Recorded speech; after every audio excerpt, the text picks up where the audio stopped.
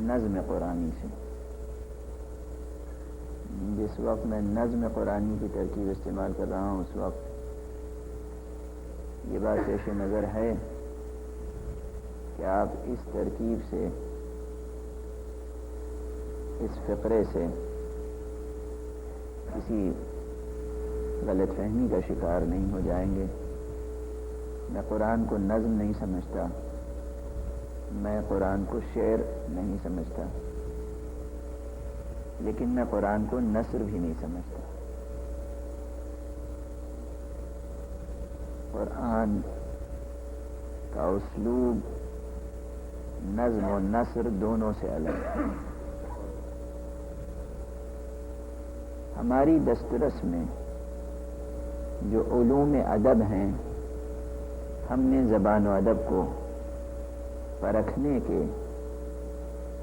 جو معیار مقرر کر لیے ہیں، یہ معیار قرآن مجید کو سمجھنے کے لیے ناکافی، کافی نہیں. بہرحال یہ گفتگو اس وقت نہیں چھیڑنا چاہتا. نظم قرآنی سے دو بحثیں وابستہ ہو سکتی ہیں. ایک بحث یہ کہ باعتبار نظم ادبی، سیاق و سباق کلام، انتخاب و ترتیب الفاظ، قرآن مجید کا کمپوزیشن کس قسم کا ہے، یہ فنی بحث ہے. اور اس بحث کو علماء علم اعجاز القرآن کے نام سے مفصل کتابوں میں لکھا ہے، پیش کیا ہے، بحث کی ہے. سینکڑوں کتابیں اعجاز قرآن کے نام سے موجود ہیں، عربی میں اور فارسی میں، جس میں قرآن مجید کی آیتوں کو ادبی، صرفی، نحوی اور معانی و بیان کے مبانی کے تحت پرکھا گیا ہے کہ قرآن مجید کی نثر کیسی ہے. اگر یہ نثر ہے تو نثر کیسی ہے، الفاظ کے اعتبار سے شان اعجاز کس طرح پائی جاتی ہے، کیسا معجزہ ہے قرآن. ایک نظم قرآنی سے یہ بحث وابستہ ہے.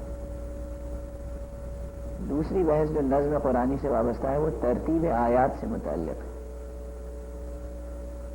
کہ جو ترتیب ہے قرآن مجید کی آیتوں میں، یہ ترتیب کس لحاظ سے ہے.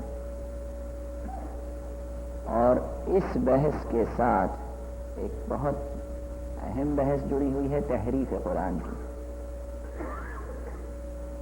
یہ اپنی جگہ مسلم ہے کہ سب سے پہلی آیت جو نازل ہوئی تھی وہ سورہ اقرا کی ابتدائی آیت تھی. بسم اللہ الرحمن الرحیم، اقرأ باسم ربک الذی خلق. اور سب سے آخری آیتیں جو نازل ہوئیں وہ سورہ مائدہ کی آیتیں تھیں. خصوصیت سے سورہ مائدہ کی وہ آیت جو غدیر خم سے متعلق ہے، الیوم اکملت لکم دینکم واتممت علیکم نعمتی ورضیت لکم الاسلام دینا. یہ آخر میں نازل ہونے والی آیتوں میں سے ایک ہے. شروع میں نازل ہوئی سورہ اقرا اور آخر میں نازل ہوئی سورہ مائدہ، لیکن موجودہ ترتیب قرآنی میں سورہ اقرا بہت آخر میں ہے اور سورہ مائدہ بہت شروع میں ہے. تو پھر ترتیب کس اعتبار سے قائم ہوئی؟ ترتیب نزول تو قرآن مجید میں نہیں ہے. اس بات کو سامنے رکھ کر ہمارے دشمنوں نے، غیر مسلموں نے، عیسائیوں نے اور یہودیوں نے بہت اعتراضات کیے کہ قرآن مجید بھی تحریف سے محفوظ نہیں رہا. جیسے ہم یہ کہتے ہیں کہ انجیل اور توریت تحریف سے محفوظ نہیں رہی کتابیں، اسی طرح یہ کہتے ہیں کہ آپ کا قرآن بھی تو تحریف سے محفوظ نہیں رہا.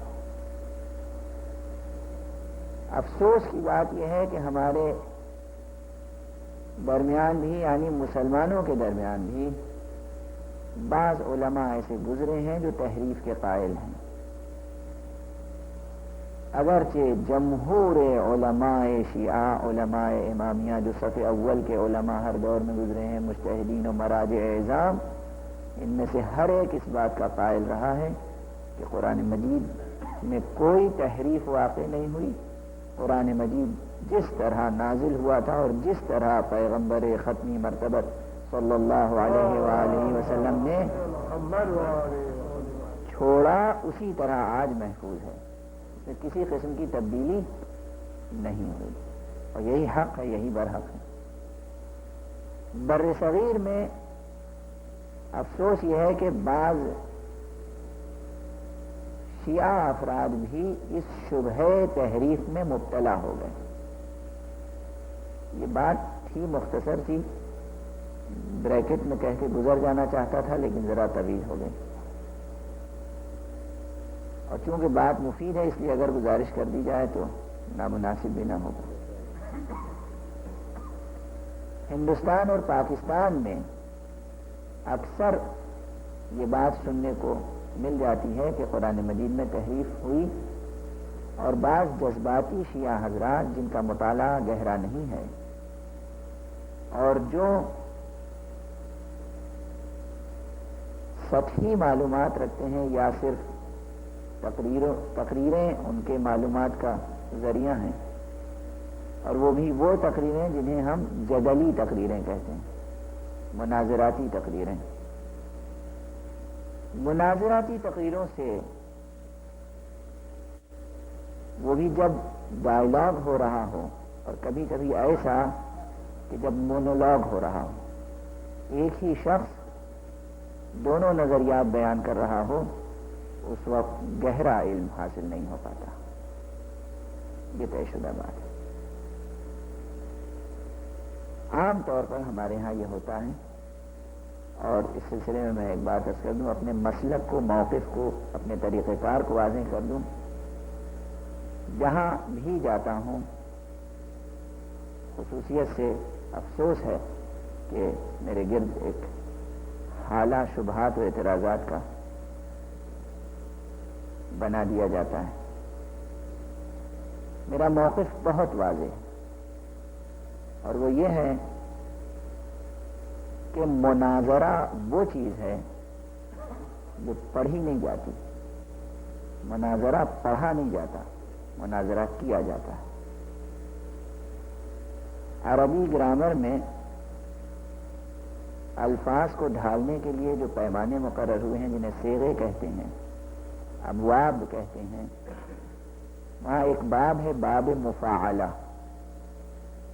باب مفاعلہ یہ ہے کہ اس باب سے جتنے الفاظ آتے ہیں اس میں دو اطراف ہونے ضروری ہیں، جانبین کا ہونا ضروری ہے. جیسے مصافحہ، مصافحہ یعنی ہاتھ ملانا. اگرچہ ہماری نئی نسل کہتی ہے مصافحہ ملانا، یہ زبان کا غلط استعمال ہے. مصافحہ ملانا کچھ نہیں ہے، مصافحہ کرنا یا ہاتھ ملانا.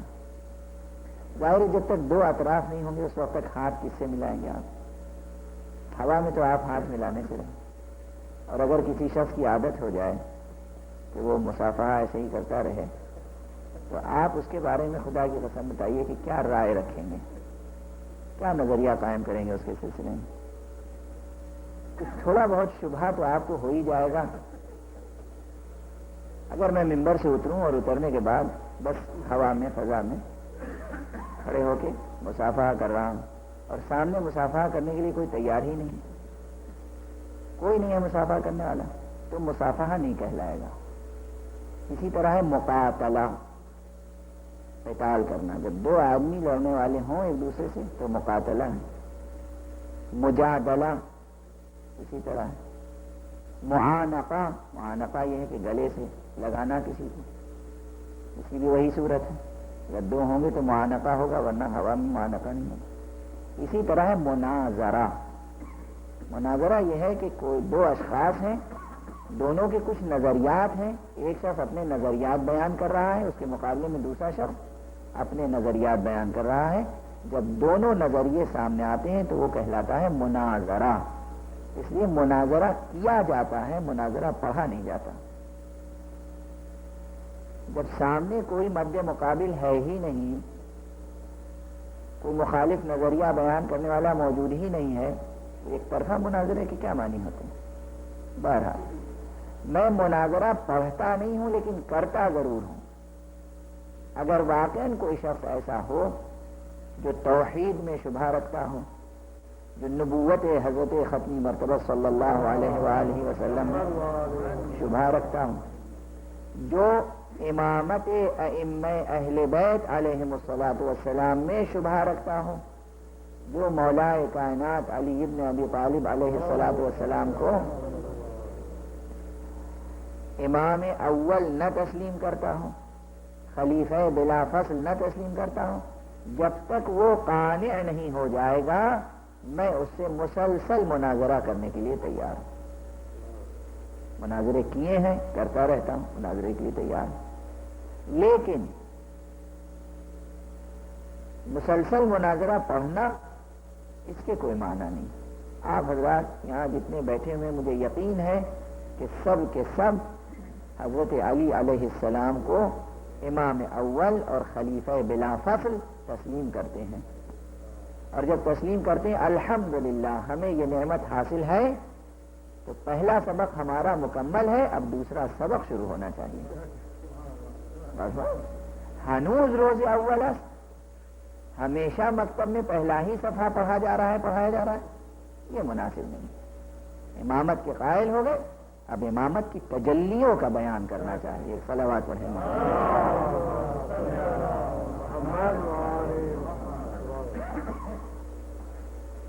بہرحال تو مناظرے سے جو گفتگو ہوتی ہے اس میں بہت کچھ حقائق سامنے ضرور آتے ہیں، لیکن صرف اس گفتگو پہ تکیہ کر کے کوئی نظریہ آپ قائم کر لیں مشکل ہے۔ جو ہمارے یہاں اس طرح کا مناظرہ ہوتا اس میں ہوتا یہ ہے، مناظرے میں مختلف مراحل ہیں۔ کبھی کبھی ایک شخص مخالف کے نظریے کی خود تقریر کرتا ہے تاکہ مخالف اپنے نظریے کو ہماری زبان سے سن کر تفصیل سے اپنے نظریے کی کمزوری کو خود محسوس کر لیں۔ بات سمجھ؟ مناظرے کا ایک مرحلہ یہ بھی ہوتا ہے کہ اچھا آپ کے نظریے کو ہم بیان کرتے ہیں، دیکھیے اپنی تقریر کی خامیاں خود تلاش کرنا مشکل ہے، لیکن وہی بات جب دوسرا دہرائے دوسرے کے عیوب فوراً نظر میں آ جاتے ہیں۔ جب تک وہ چیز اپنی ہے اس میں عیب تلاش کرنا مشکل، اسی یہ ایک بہترین طریقہ ہے کہ اچھا نظریہ آپ کا ہے، میری زبان سے سن لیجیے، کیا یہ نظریہ آپ کو اچھا معلوم ہوتا ہے؟ واقعی اس وقت حسن قلب سامنے آ جائے گا۔ تو مناظرے میں کبھی دوسرے کے نظریات خود بیان کرتا ہے انسان کہ سنیے آپ کو یہ بات اچھی لگتی ہے، آپ کی کتاب میں لکھی ہوئی ہے، آپ کے بزرگوں نے یہ بات کہی، اور اس وقت حقیقت کھل کے سامنے آتی ہے۔ لیکن تیسرا شخص جو مناظرہ سن رہا ہے اگر اہل فن نہیں ہے، اگر وہ مناظرے کے نشیب و فراز سے واقف نہیں، مناظرے کے قواعد و آداب سے واقف نہیں، تو وہ مجھ سے اس کے نظریے کی تقریر سن کر سمجھے گا کہ یہی میرا نظریہ ہے، اور سمجھا آپ نے شبہے میں مبتلا ہو جائے گا۔ ہمارے ہاں تحریف قرآن کا نظریہ کبھی نہیں رہا، لیکن دوسروں کی روایتیں جو تحریف سے متعلق ہیں وہ بیان کی جاتی رہیں، اس لیے شبہ تحریف عام ہو گیا۔ تحریف قرآن کا نظریہ ہمارے یہاں کبھی موجود نہیں رہا، اس لیے کہ وہاں موجود ہی کیسے ہو سکتا ہے جہاں 12 معصوم اماموں نے اسی قرآن کو تکیہ بنایا، اسی قرآن پر یقین پیدا کرنے کی تلقین کی ہو بار بار، اسی قرآن پر ایمان لانے کی ترغیب دی ہو بار بار، اور ایک عجیب و غریب کیفیت ہے جسے آپ آج ملاحظہ کر سکتے ہیں۔ آپ اس قرآن پہ شبہ کر سکتے ہیں بھلا؟ پوری دنیا میں آپ چلے جائیں، پوری دنیا کی لائبریریز میں اور میوزیمز میں قرآن مجید کے قدیم نسخوں کو تلاش کریں،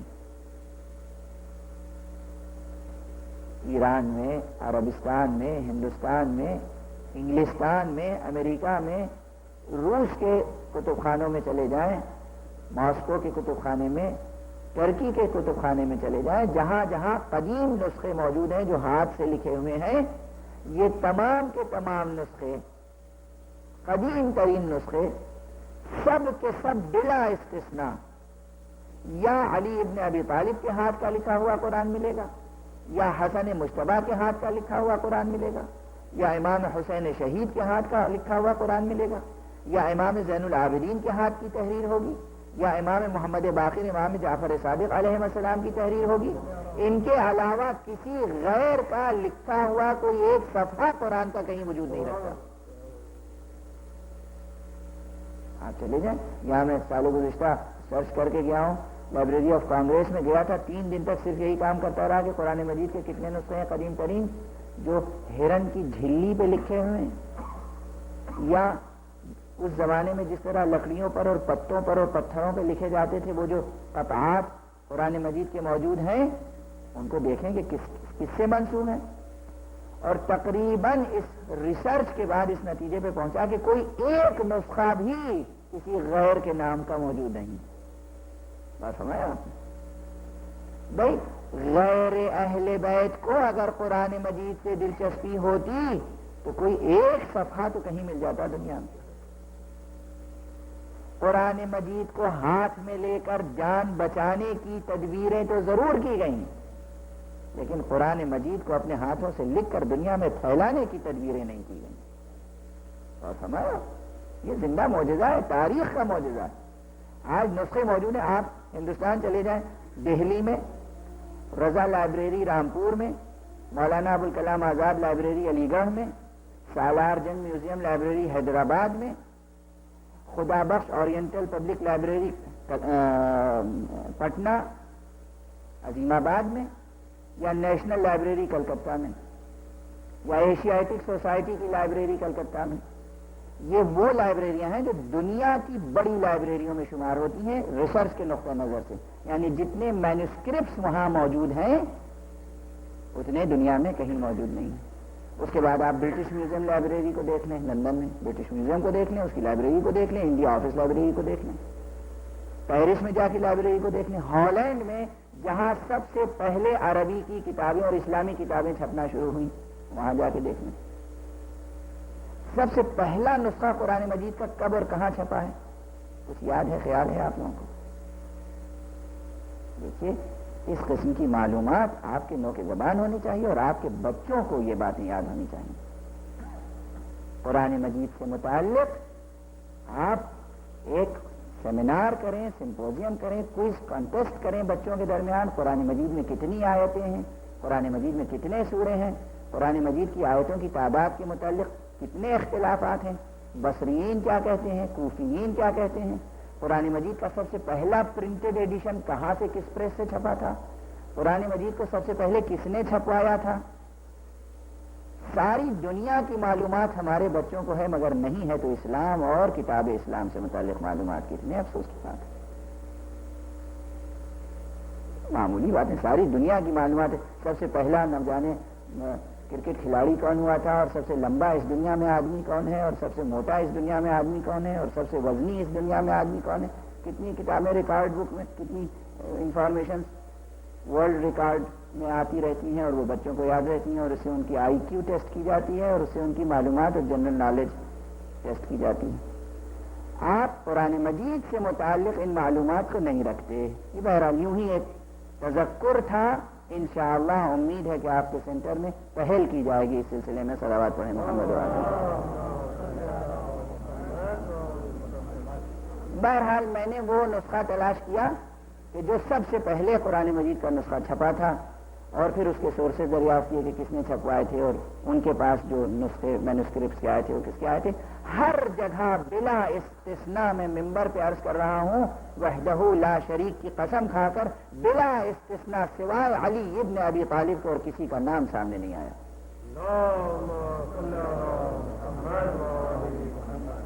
آپ دیکھیں، زندہ معجزہ ہے۔ قرآن سے وابستگی اہل بیت کی اور جنہوں نے اسلامی حکومتیں قائم کی تھیں ان کا کیا حال تھا، کیا حاصل تھا؟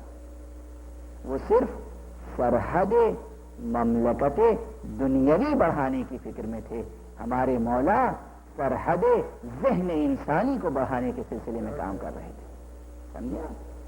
بہت بڑا سوال یہ کیا جاتا ہے کہ یہ بتائیے بعد پیغمبر مولا کائنات نے اپنا حق حاصل کرنے کے لیے تلوار کیوں نہیں اٹھائی؟ بہت بڑا یہ سوال کیا جاتا ہے اور اس کا صرف ایک جواب، کئی جوابات ہیں لیکن اس وقت میں صرف ایک جواب عرض کرنا چاہتا ہوں، وہ یہی کہ جس مملکت کی بات کی جا رہی ہے یہ مملکت فراہم کس نے کی تھی؟ یہ کہا جاتا ہے کہ مولا نے اپنی خلافت کے زمانے میں مملکت اسلامی اور حکومت اسلامی کی سرحدوں کو بڑھایا نہیں. یہ حکومت اسلامی جس کی سرحدوں کو بڑھانے کی آپ بات کر رہے ہیں، پہلے وہ شے وجود بھی رکھتی تھی یا نہیں؟ سرحد اس کی بڑھائی جاتی ہے، وسعت اس شے میں لائی جاتی ہے جو شے پہلے سے موجود ہو. آپ کے پاس یہ سینٹر ہے تو کل کو یہ سوال پیدا ہوگا کہ آپ اس سینٹر کو وسیع کرنا چاہتے ہیں، اور جب سینٹر ہی نہ ہوگا تو آپ وسیع کس چیز کو کریں گے؟ تو جس مملکت اسلامی کی سرحدوں کو وسعت بخشنے کا سوال بار بار اٹھایا جاتا ہے، وہ سرحد اسلامی فراہم کس نے کی تھی؟ اگر بدر میں، احد میں، خیبر میں، خندق میں، حنین میں، تبوک میں، مختلف جنگوں میں شمشیر زنی کر کے، ذوالفقار کا استعمال کر کے علی ابن ابی طالب نے اس مملکت کو قائم نہ کیا ہوتا تو بعد میں آنے والے وسعت کس چیز کو بخشتے؟ یہ حکومت انہوں نے فراہم کی تھی. ہاں ایک منزل تھی، جب حکومت قائم ہو گئی، حکومت مادی کو بڑھانے کے لیے بہت سے لوگ جب وجود میں آ گئے تو علی ابن ابی طالب نے اپنی خدمت کا دوسرا رخ اختیار کیا، اور وہ یہ تھا کہ سرحد فکر انسانی کو بڑھانے میں مشغول ہو گئے. یعنی بعد پیغمبر علی نے تلوار رکھ کر قلم ہاتھ میں اٹھا لیا. اس لیے نہج البلاغہ وجود میں آئی، اس لیے فکر انسانی کے دائرے میں وسعت پیدا ہوئی. صلوات پڑھیں محمد. بارہ کس طرح؟ اس طرح کہ قرآن مجید کے نسخے مرتب کیے. وہ ایک روایت مشہور ہو گئی اور اسے مشہور کیا گیا عمدن. کیا کیا سازشیں اسلام کے ساتھ ہوئی. بھولے بھالے عوام سن کر ان روایتوں کو اور بحث کرتے ہیں آپس میں. یہ روایت مشہور کی گئی کہ علی ایک نسخہ قرآن کا ترتیب دے کر لائے دربار خلافت میں، جسے قبول نہیں کیا گیا. آپ کو معلوم ہے یہ بات کیوں بڑھی اور کیوں پھیلی؟ کس نے پھیلائی یہ بات؟ فضائل علی کو مٹانے کی ساری کوششیں کی گئیں، بہت سی روایتوں کا انکار کیا گیا، اس روایت کو بہت اچھالا گیا. سبب کیا ہے؟ سبب صرف ایک تھا، مملکت اسلامی قائم کرنے والے ذہن قرآن سے دلچسپی نہیں رکھتے تھے. وہ چاہتے تھے کہ عوام الناس کے دل میں قرآن کی اوتھینٹسٹی سے متعلق شبہ پیدا ہو جائے. آج کتاب سے متعلق شبہ پیدا ہو جائے گا تو کل دین کمزور ہو جائے گا. اور سمجھے آپ، کتاب پر شبہ پیدا کرنے کا اس سے بہتر وسیلہ ہی نہیں تھا کہ یہ مسلمان اتنا ضرور جانتے ہیں کہ علی سے بڑا وفادار قرآن و نبوت کوئی نہیں. اور جب ان کے ذہنوں میں یہ بات مسلسل جاتی رہے گی کہ علی کا لایا ہوا قرآن واپس کر دیا گیا، یعنی اب جو قرآن ہے اس پر اعتماد نہیں کیا جا سکتا. بات سمجھے؟ اس چیز کو آپ نظر میں رکھیں کہ علی ابن ابی طالب کا قرآن ایک دربار سے اگر وقتی طور پہ واپس کیا گیا تو علی نے کس طرح اس قرآن کی حفاظت کی. ساری مملکت اسلامی میں ہر جگہ علی ہدیتاً قرآن بھیجا کرتے تھے. جب کوئی قافلہ کہیں سے آتا تھا ایک نسخہ قرآن دے دیتے تھے، لے کے جاؤ. اس طرح قرآن دنیا میں پھیلا. حکومتوں نے قرآن نہیں پھیلایا، اہل بیت اطہار نے قرآن کو پھیلایا.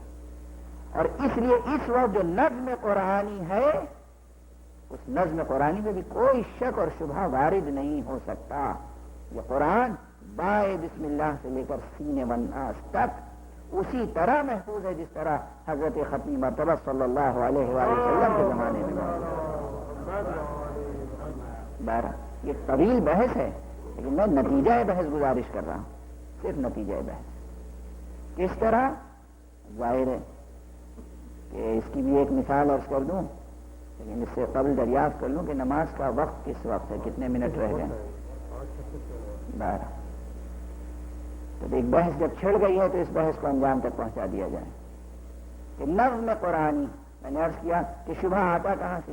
ایک تو شبہ یہی ہے کہ یہ بہرحال تاریخ کی حقیقت ہے کہ پہلی نازل ہونے والی آیت اقرا اور آخری نازل ہونے والی آیت سورہ الناس کی، سورہ مائدہ کی آیتیں تھیں۔ اس کے بعد دوسرا شبہ یہ کہ علی بن ابی طالب قرآن لائے اور واپس کر دیا گیا۔ تیسرا شبہ جو پیدا ہوا وہ یہاں سے پیدا ہوا کہ بہت سی روایتیں کتب اہل سنت میں موجود ہیں جس سے تحریف کے نظریے کو تقویت پہنچتی ہے۔ مثلا راوی کہتے ہیں کہ وہ آیت اس طرح نازل ہوئی تھی اور موجودہ قرآن میں اس طرح ہے، اس طرح نازل ہوئی تھی اور موجودہ قرآن میں اس طرح ہے۔ بتائیں آپ نے یہاں سے تحریف کے نظریے کو تقویت پہنچی۔ اور مناظرے کے ماحول میں کیا ہوا؟ جب اہل سنت نے الزام لگایا شیعوں پر کہ یہ قرآن پہ ایمان نہیں رکھتے، تو شیعوں نے پلٹ کے جواب دیا کہ آپ کا بھی تو ایمان نہیں ہے قرآن پر، آپ کیسے قرآن پہ ایمان رکھتے ہیں؟ یہ روایت آپ کے ہاں موجود ہے کہ یہ آیت ایسے نازل ہوئی تھی اور آج قرآن میں اس طرح ہے۔ سمجھے نا؟ اس طرح تحریف کی بحث پروان چڑھتی چلی گئی، پھیلتی چلی گئی۔ ہمارے یہاں بھی کتابوں میں اہل سنت راویوں سے کچھ روایتیں آ گئی، کچھ ہمارے راویوں نے روایتیں نقل کی، لیکن روایت کو ترجمے کے حوالے سے سمجھنے کی کوشش کریں گے تو حقیقت تک نہیں پہنچ سکیں گے۔ اسی لیے فقہا کی ضرورت ہے، اسی لیے علماء کی ضرورت ہے، اسی لیے ضرورت ہے کہ ہمیشہ علم رجال پر کام کا سلسلہ جاری رہے، اسی لیے ضرورت اس بات کی ہے کہ ہمیشہ اجتہاد کا سلسلہ جاری رہے۔ کہیں بھی اجتہاد کا سلسلہ رکا اور بس سمجھیے کہ آگے تاریکی چھا جائے گی۔ مسلسل روایت پہ تحقیق ہو رہی ہے کہ فلاں راوی سچا تھا یا جھوٹا، فلاں راوی ثقہ تھا یا غیر ثقہ، فلاں راوی مدلس تو نہیں تھا، فلاں راوی محدث تھا واقعاً یا واقعاً محدث نہیں تھا، تبلیغ سے تو کام نہیں لیتا تھا، تلبیس سے تو کام نہیں لیتا تھا، تدلیس سے تو کام نہیں لیا۔ یہ سب اصطلاح ہے علم حدیث کی ہیں، علم رجال و علم درایت۔ بہرحال لسان روایت اہمیت رکھی، یعنی پہلے یہ تحقیق کیجئے کہ واقعاً الفاظ معصوم سے اگر کوئی روایت آئی ہے، پیغمبر صلی اللہ علیہ وآلہ وسلم یا جناب سید طاہرہ یا 12 اماموں میں سے کسی ایک سے اگر کوئی روایت منتقل ہوئی ہے تو یہ یقین پیدا کریں کہ اصل الفاظ کیا تھے۔ اگر ایک ہی روایت 10 راویوں نے نقل کیا تو ان 10 کے الفاظ کا مقابلہ کیجئے، ایک ہی الفاظ ہیں یا کہیں کوئی لفظ کم ہے اور کہیں زیادہ۔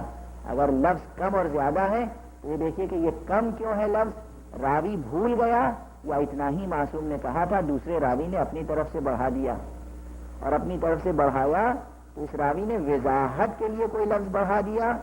اس زائد لفظ کی حیثیت کیا ہے؟ کسی دوسرے لفظ کی وضاحت کر رہا ہے یا کوئی نئے معنی کا اضافہ کر رہا ہے؟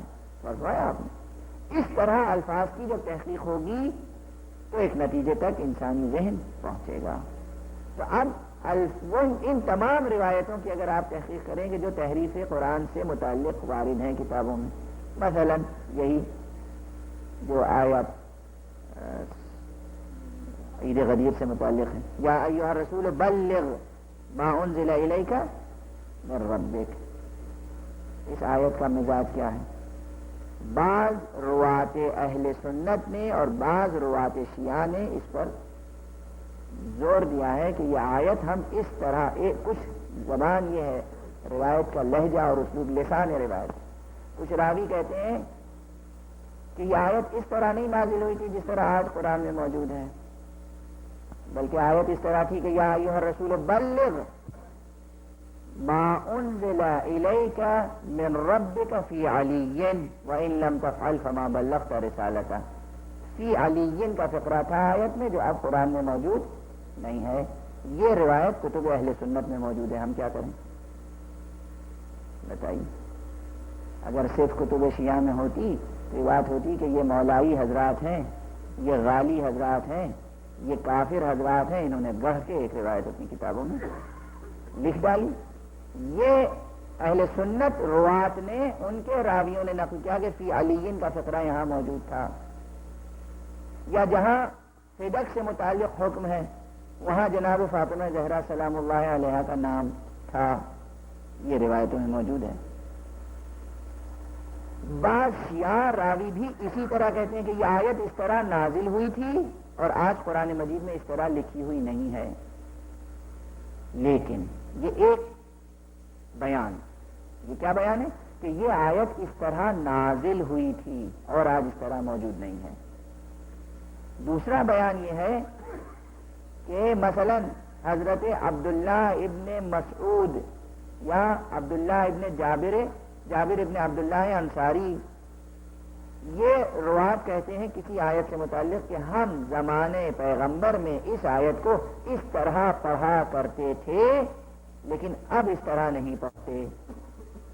لیکن دونوں روایتوں کا مزاج الگ الگ ہے، سمجھے آپ؟ ایک روایت کا مزاج یہ ہے کہ اس طرح یہ آیت نازل ہوئی تھی، اب قرآن میں اس طرح لکھی ہوئی نہیں ہے، اور ایک جگہ یہ کہ ہم اس طرح پڑھا کرتے تھے اور اب ہم اس طرح نہیں پڑھتے، یا کہیں صرف یہ کہ ہم اس آیت کو زمانے پیغمبر میں اس طرح پڑھا کرتے تھے۔ اب اس طرح پڑھا کرتے تھے کہ کیا معنی ہے؟ اب جب یہ دو بیانات سامنے آ گئے تو اس طرح نازل ہوئی تھی کا سوال بالکل ختم ہو گیا۔ بات صرف یہ ہے کہ اس طرح پڑھا کرتے تھے۔ کیوں پڑھا کرتے تھے زمانے پیغمبر میں؟ اس پر بہت سادہ سی بحث ہے۔ آداب قرأت قرآن و آداب تلاوت قرآن کے سلسلے میں کچھ روایتیں موجود ہیں آج بھی جو اس مشکل کو حل کر سکتی ہیں۔ مثلا سورہ رحمان کی تلاوت کا ایک خاص ادب منقول ہے پیغمبر سے۔ ایک صحابی پیغمبر کے سامنے سورہ رحمان کی تلاوت کر رہے تھے اور وہ سادہ سا جو قرآن کی آیتیں بس اسی طرح پڑھتے چلے جا رہے تھے۔ پیغمبر نے فرمایا کہ جب اس سورے کو جنہوں نے سنا تھا تو انہوں نے جس طرح تلاوت کی تھی وہ طرز تلاوت مجھے بہت پسند ہے۔ یاد رکھیے کہ جن ایک مخلوق ہے اللہ کی، اس کا انکار نہ کیجیے گا۔ خالی فزکس میں اگر جن نہ سمائے تو انکار نہ کر دیجیے گا۔ قرآن مجید میں نہیں، میٹا فزکس میں نہیں ہے، اسی فزیکل ورلڈ میں ہے جن اسی فزیکل ورلڈ میں ہے لیکن وہ ویزیبل نہیں ہے، فزیکل ہے مگر ویزیبل نہیں ہے، نظر نہیں آتا۔ بہرحال تو پیغمبر فرماتے ہیں کہ جنہوں نے اسے جس طرح پڑھا وہ مجھے طرز بہت پسند ہے۔ اصحاب کو اشتیاق پیدا ہوا کہ کیسے پڑھا جنہوں نے؟ تو پیغمبر نے فرمایا کہ جنہوں نے اس کو اس طرح پڑھا تھا کہ جب بھی یہ فقرہ پڑھتے تھے تو بِأَيِّ آلَاءِ رَبِّكُمَا تُكَذِّبَانِ تو فوراً ٹھہر کے کہتے تھے لَا بِشَيْءٍ مِّنْ آلَائِكَ رَبِّ أُكَذِّبْ یا لَا بِشَيْءٍ مِّنْ آلَائِكَ رَبَّنَا نُكَذِّبْ، اے پروردگار ہم تیری کسی نشانی کو نہیں جھٹلاتے۔ یہ فقرہ وہ اپنی طرف سے کہتے تھے، جز قرآن نہیں تھا یہ فقرہ۔ اس کے بعد کہا تم بھی ایسے پڑھا کرو، تم بھی ایسا پڑھا کرو۔ اب اگر میں یہ عرض کروں کہ جب بھی میں سورہ رحمان پڑھتا ہوں تو اس طرح نہیں پڑھتا، اس طرح پڑھتا ہوں، جب بھی فَبِأَيِّ آلَاءِ رَبِّكُمَا تُكَذِّبَانِ کی آیت تک پہنچتا ہوں تو فوراً ٹھہر کے یہ بھی پڑھتا ہوں کہ لَا بِشَيْءٍ مِّنْ آلَائِكَ رَبِّ أُكَذِّبْ، تو یہ جزء قرآن نہیں ہو گیا؟ اور فرمایا آپ نے یہ جزء قرآن نہیں ہو گیا۔ دوسری روایتیں موجود ہیں کہ جب بھی تم قرآن مجید کی تلاوت کرو، جب عذاب الہی سے متعلق آیتیں پڑھو تو ٹھہر کر فوراً استغفار کرو۔ جب ان آیتوں کی تلاوت کرو جس میں نعمتوں کا ذکر کیا گیا ہے تو ٹھہر کر شکر کرو۔ جہاں سجدے کا ذکر ہے وہاں ٹھہر کر سجدہ کرو۔ اور فرمایا آپ نے جہاں تسبیح کا حکم ہے وہاں تسبیح الہی انجام دو، تاکہ قرآن تمہارے عمل کی گواہی دے کہ اس شخص نے اے معبود قرآن مجید کی مکمل تلاوت کی۔ اور فرمایا آپ نے اب اگر کوئی شخص اس طرح تلاوت کلام پاک کرے اور کہیں عقاب کی آیت ہے، جہنم کا بیان ہے، اور اس نے ٹھہر کے درمیان آیت کہہ دیا استغفر اللہ ربی واتوب الیہ اللہم یا مجیر اجرنی من النار، اے پروردگار اے پناہ دینے والے مجھے جہنم کی آگ سے پناہ دے، تو یہ فقرہ جزء قرآن نہیں ہو جائے گا مگر عبادت کا جز ضرور رہے گا۔ اور فرمایا اب کیا معلوم کہ وہ صحابہ جو زمانے پیغمبر میں پڑھا کرتے تھے یا ایھا الرسول بلغ ما انزل الیک من ربک فی علی وان لم تفعل، یہ فی علی کو وہ پیغمبر کے ارشاد و حکم کے مطابق پڑھتے تھے تاکہ نئی نسل تک آیت تفسیر کے ساتھ منتقل ہو، بے تفسیر کے منتقل نہ ہو۔ اور فرمایا آپ نے یہ کوئی بعید نہیں ہے، اس لیے ہم یہ بیان قبول کرتے ہیں، لیکن وہ بیان رد کر دیتے ہیں کہ آیت اس انداز سے نازل ہوئی تھی، اس انداز سے ان الفاظ میں نازل نہیں ہوئی تھی، اس معنی کے ساتھ نازل ہوئی تھی۔ اور فرمایا تو اس طرح اس سلسلہ آیات کو جمع کر کے بھی تحریف کا شبہ قوت پکڑتا چلا گیا، جبکہ حقیقت یہ ہے کہ قرآن مجید میں کوئی تحریف نہیں ہوئی۔ ہاں اس طرح قرآن مجید کا پڑھنا ثواب سے خالی نہیں ہے۔ ایک صلوات پڑھیں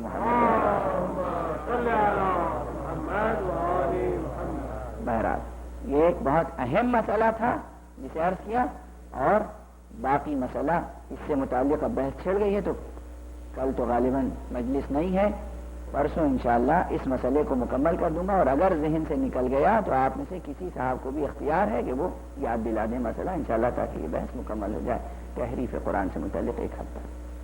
تو قرآن مجید اپنے ادبی طرز و اسلوب و نسق و نظم کے اعتبار سے بھی معجزہ ہے، اور ویسے بھی نظم قرآنی اپنی جگہ مستحکم ہے، لیکن اس نظم قرآنی میں یہ آیت بہت شروع میں ہے کہ جس کو میں نے سرنامہ کلام آج قرار دیا، یا ایھا الناس اعبدوا ربکم الذی خلقکم والذین من قبلکم لعلکم تتقون۔ آغاز قرآن میں سورہ حمد ہے، اور سورہ حمد کے بعد سورہ بقرہ، اور سورہ بقرہ کی بالکل شروع کی آیتوں میں سے یہ ایک آیت ہے، یعنی دیباچہ قرآنی کے بعد جہاں خطاب الہی شروع ہوتا ہے وہاں سے یہ پہلا خطاب ہے، اور یہ خطاب نہ مومنوں سے ہے نہ مسلموں سے ہے۔ یا ایھا الذین آمنوا نہیں ہے، یا ایھا المسلمین نہیں ہے، یا ایھا المسلمون نہیں ہے، یا ایھا المؤمنون نہیں ہے، بلکہ ہے کیا؟ یا ایھا الناس، اے لوگو۔ اسی لیے اس آیت کو انتخاب بھی کیا میں نے۔ اس آیت کا آغاز عمومی دعوت سے ہوتا ہے۔ ہمارے سینٹرز کا ایک کام یہ ہونا چاہیے کہ اس آخری پیغام الہی یعنی قرآن مجید کو اور سیرت ائمہ معصومین علیہم الصلاۃ والسلام کو افراد بشر میں پھیلائیں اور عام کریں۔ یہ ہمارے اوپر سب سے بڑی ذمہ داری ہے۔ حتیٰ کہ ہم جلوس نکالتے ہیں، مجھے معلوم نہیں ہیوسٹن میں بھی جلوس نکلتا ہے یا نہیں نکلتا، نیو یارک میں جلوس نکلتا ہے۔ آج عملی باتیں کچھ ہو جائیں، مختصر لوگ ہیں، اگر کسی کو برا لگے گا تو زیادہ شور اور ہنگامہ بھی نہیں ہوگا۔ صلوات پڑھ لیجیے۔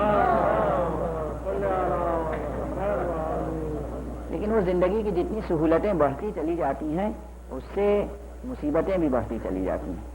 یہ ریکارڈ بھی کر رہے ہیں اور پھر ٹیلی فون بھی موجود ہے، کیا پتا کسی صاحب کو کوئی بات بری لگی ہو، فوراً قبل اس کے کہ میں ممبر سے اتروں وہ یہاں سے نیو یارک تک بات پہنچ جائے گی کہ آج یہ ہنگامہ ہو گیا، یہ پڑھ گیا۔ سمجھنے کی زحمت نہیں فرمائیں گے کہ کس دل سوزی کے ساتھ بات کی جا رہی ہے۔ نیو یارک میں مینہٹن میں جلوس اذان نکلتا ہے، واشنگٹن میں جلوس برآمد ہوتا ہے، شکاگو میں جلوس برآمد ہوتا ہے، لاس اینجلس میں جلوس برآمد ہوتا ہے، ہیوسٹن میں بھی جلوس برآمد ہوتا ہے۔ مجھے یہاں کے آداب نہیں معلوم کہ ہیوسٹن کے مومنین کس طرح جلوس نکالتے ہیں، لیکن نیو یارک میں شریک ہوا ہوں اور دوسری جگہوں کی اطلاع ہے مجھے۔ اب یہ بتائیے کہ جلوس اذان لے کر سڑک پہ نکلنے کا فلسفہ کیا ہے؟ واجب ہے؟ نہیں۔ مستحب ہے؟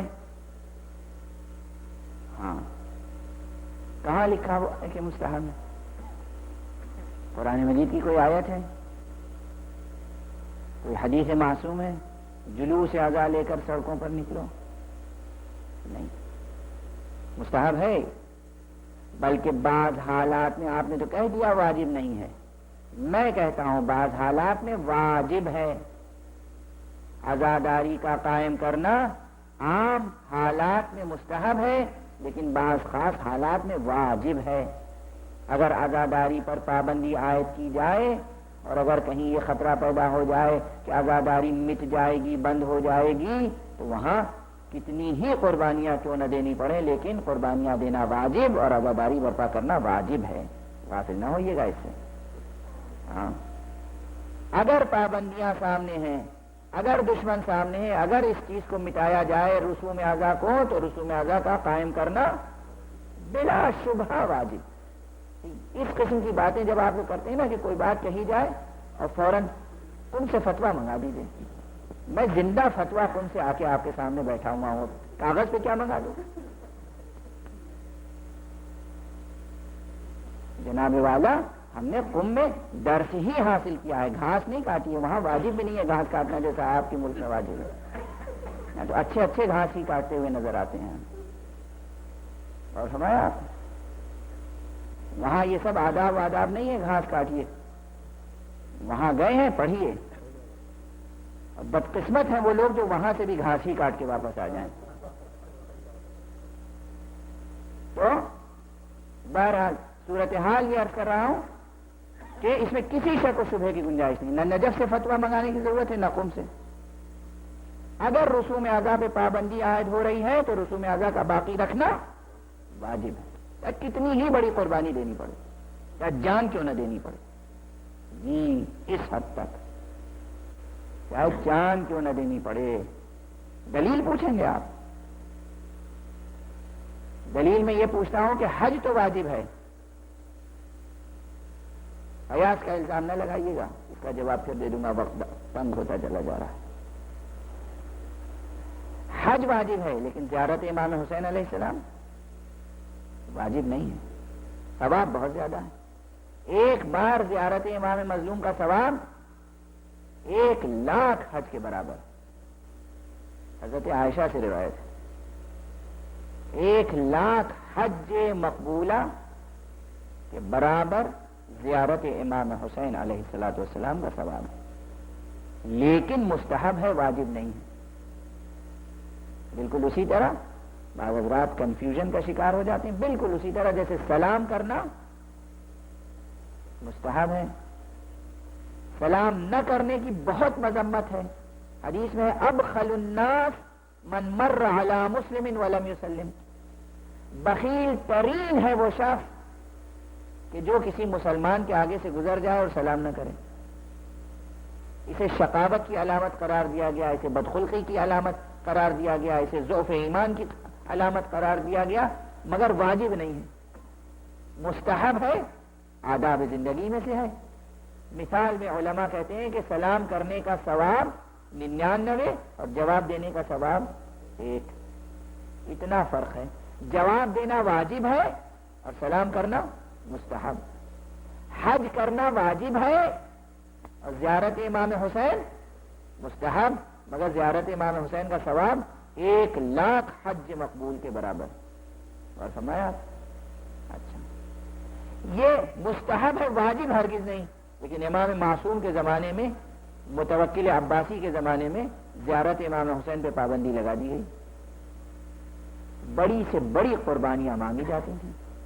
پہلے رقومات مانگی جاتی تھیں, تھیلیاں مانگی جاتی تھیں.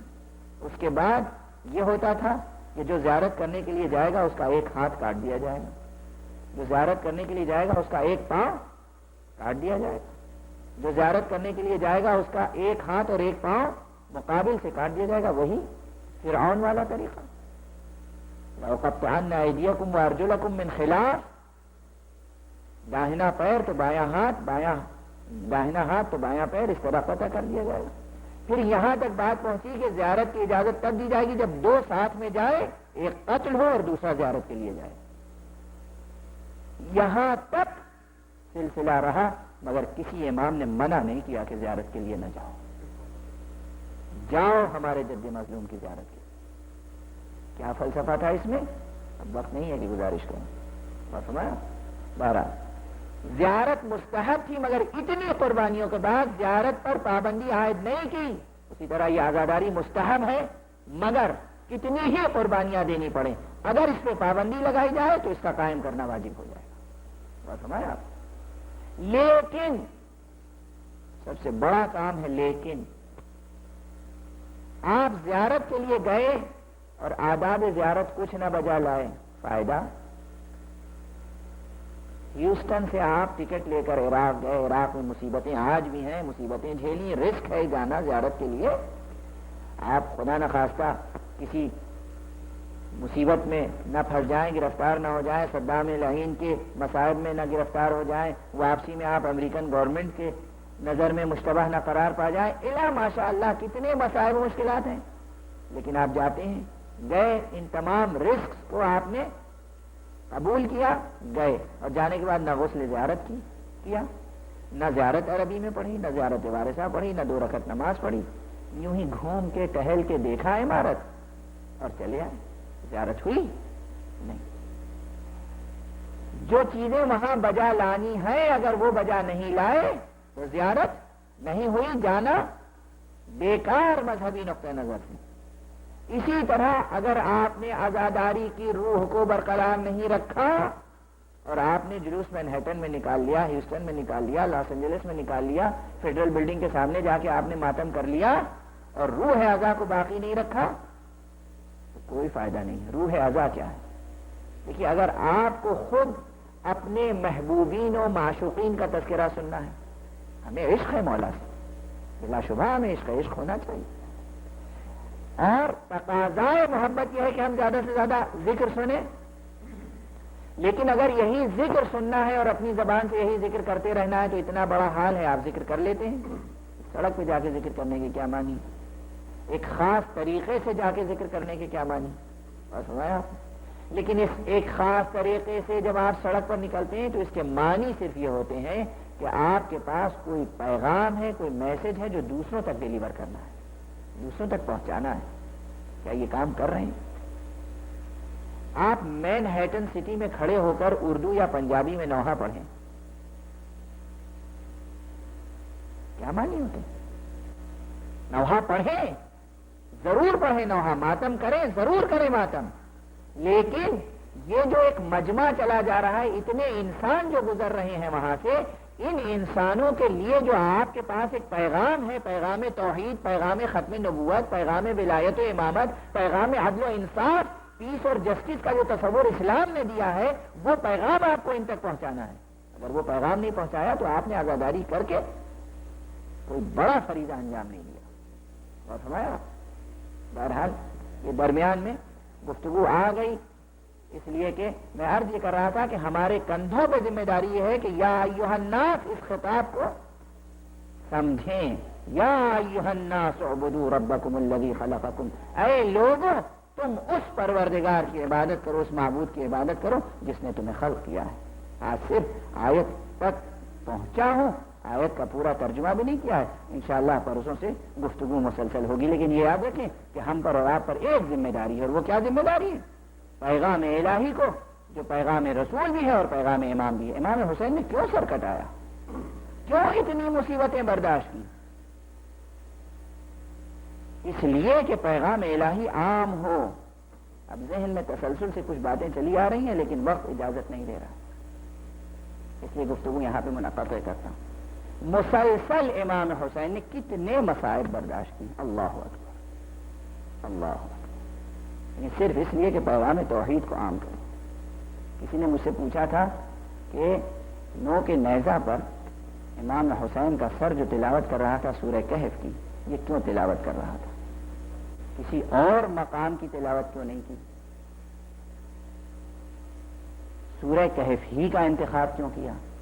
سورہ کہف میں انہی آیتوں کا انتخاب کیوں کیا؟ دوسرے مقامات کا انتخاب کیوں نہیں کیا؟